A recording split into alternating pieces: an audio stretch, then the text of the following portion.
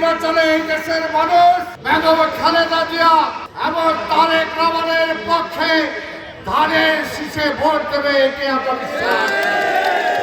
BNP ক্ষমতায় থাকলে গণতন্ত্র থাকে, বিএনপি ক্ষমতায় থাকলে এই দেশের স্বাধীনতা থাকে। আমরা স্বাগত জানাই নতুন দলকে। আসেন না, রাজনীতির মাঠে আসেন, ভোটের মাঠে আসেন। জিয়া রহমান গণতন্ত্র ফিরিয়ে দিয়েছিলেন, খালেদা জিয়া গণতন্ত্র দিয়েছিলেন, এরপরে আর গণতন্ত্র নাই। কিন্তু বিএনপি 17 বছরে আমাদের এই বিএনপি নেতা কর্মীদের জেলখানায় পড়া হয়েছে, গুম করা হয়েছে, অত্যাচার করা হয়েছে, নির্যাতন করা হয়েছে। আমরা স্বাগত জানাই নতুন দলকে।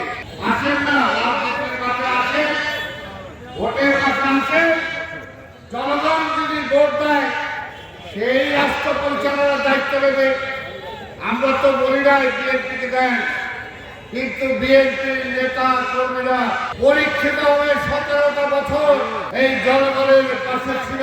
নির্বাচনে এই দেশের মানুষ বেগম খালেদা জিয়া এবং তারেক রহমানের পক্ষে ধানের শীষে ভোট দেবে, এটি আমরা বিশ্বাস। বিএনপি ক্ষমতায় থাকলে গণতন্ত্র থাকে, বিএনপি ক্ষমতায় থাকলে এই দেশের স্বাধীনতা থাকে। আর বিএনপি ক্ষমতা থেকে না চলে গেলে ওই ভারতের আধিপত্যবাদী সরকার এই দেশের প্রতিষ্ঠা হয়। এই মন্দিরের জায়গা দখল করেছে আওয়ামী লীগ, শ্মশানের জায়গা দখল করেছে আওয়ামী লীগ, হিন্দু ভাই বোনদের বাড়ির জায়গা দখল করেছে আওয়ামী লীগ। সেই দখলবাদীতে বিশ্বাস করে না। তাই ভাইয়ের আমরা বলবো, হিন্দু ভাইরাও যারা আছেন, এই দেশটা আপনার আমার। সীমান্ত অতিক্রম করে ওই দেশে যখন যাবেন, ওই দেশের হিন্দুরাই বলবে এটা তোমার দেশ না, তোমার দেশে তুমি ফিরে যাও। এই কারণে বলে এই দেশে বুক পটিয়ে থাকবেন আপনারা।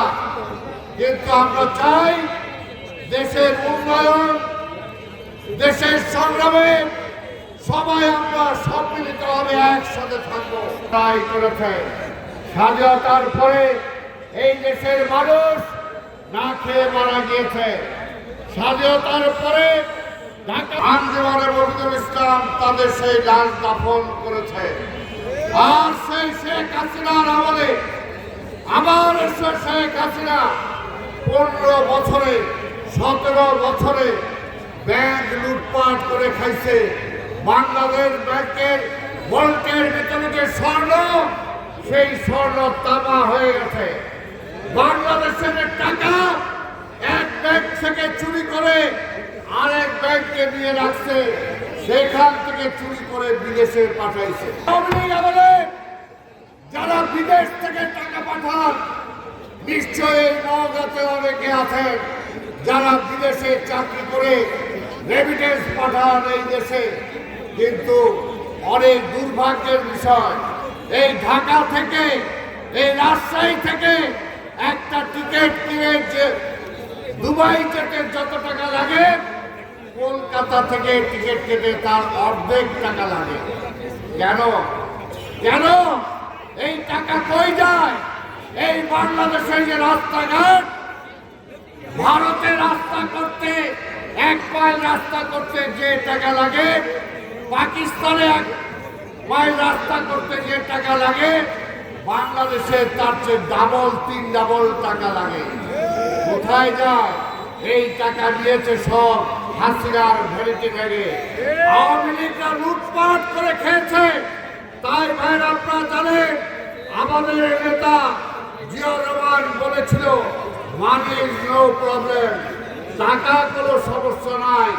এর জন্যই বলেছিলেন যে দুর্নীতি যদি বন্ধ করা যায়, চুরি ডাকাতি যদি বন্ধ করা যায়, তাহলে এই দেশের মানুষ না খেয়ে মারা যাবে না।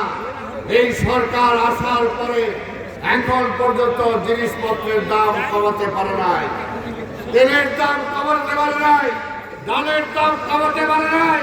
এই যে বিদ্যুৎ, বিএনপিরা বিদ্যুৎ পাইতেন, আর হাসিনার আমলে কত টাকা বিদ্যুৎ দিয়েছে, এই টাকাগুলো কোথায় গিয়েছে?